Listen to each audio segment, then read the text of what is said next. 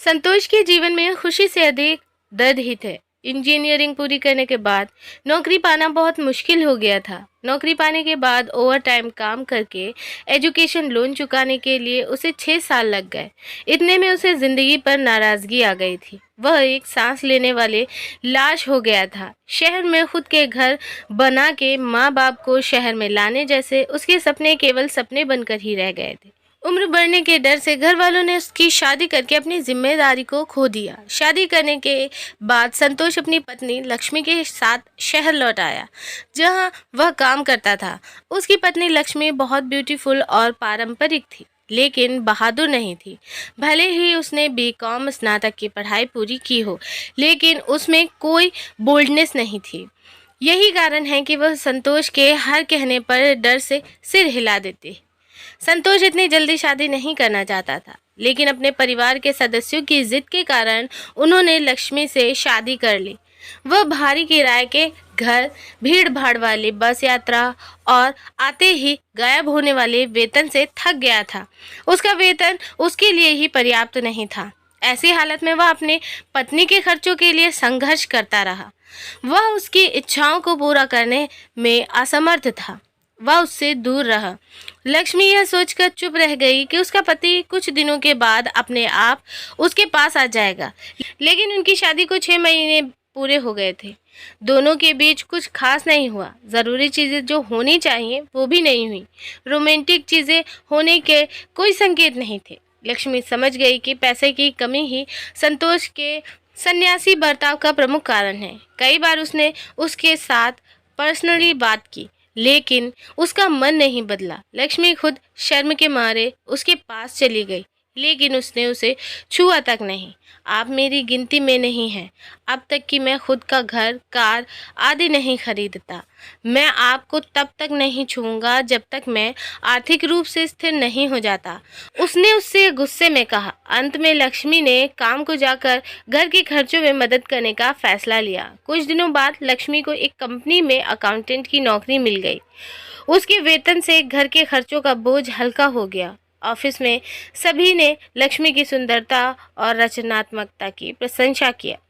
हरी, जो लक्ष्मी के ऑफिस में काम करता था, उसको लक्ष्मी से प्यार हो गया। उसने उसके करीब जाने की कोशिश की, लेकिन वह असफल रहा। वह कौन है? पूछताछ करने पर उसे पता चला कि वह संतोष की पत्नी है। संतोष और हरी पहले एक ही ऑफिस में काम करते थे। उनके बीच पुरानी दोस्ती थी, लेकिन अब वे संपर्क में नहीं हैं। हरी ने अपनी पुरानी दोस्ती को नया जन्म देने का फैसला किया। एक दिन लक्ष्मी काम खत्म करने के बाद घर जाने के लिए बस का इंतजार करते हुए बस स्टॉप पर खड़ी थी। अचानक हरी बाइक पर आया और उसके सामने रुक गया। वह उसे ठीक से नहीं जानती थी। वह सिर्फ इतना जानती थी कि वह भी अपने ऑफिस में काम करता है। हरी लक्ष्मी के पास गया और पूछा कि क्या आप संतोष का फ़ोन नंबर दे सकते हैं प्लीज़? वह क्यों? मेरे पति का नंबर मांग रहा है। इसे मेरे पति का नाम कैसे पता? आदि प्रश्नों में लक्ष्मी खो गई। हरी ने फिर से उससे संतोष का फ़ोन नंबर मांगा।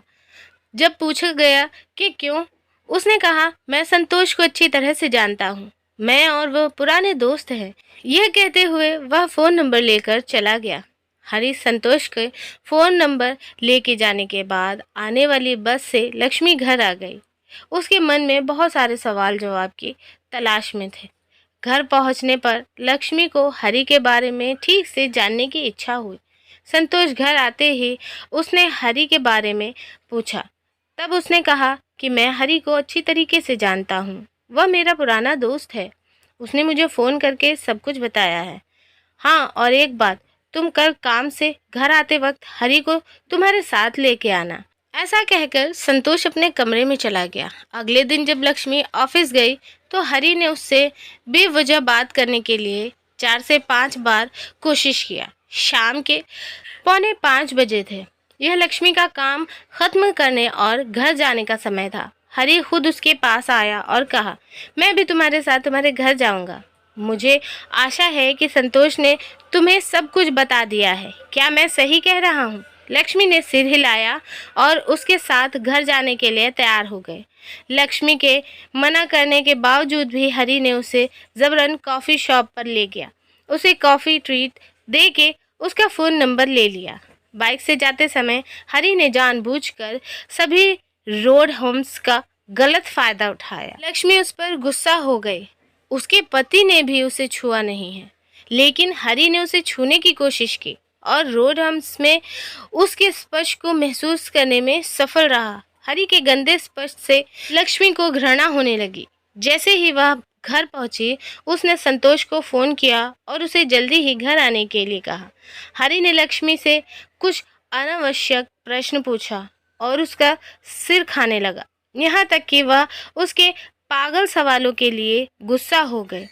उसने उसे केवल इस कारण से सहन किया कि वह उसके पति का दोस्त है। इस बीच संतोष ने फ़ोन किया और कहा, बाइक पंचर हो गई है, इसलिए मुझे घर आने में थोड़ी देर हो जाएगी।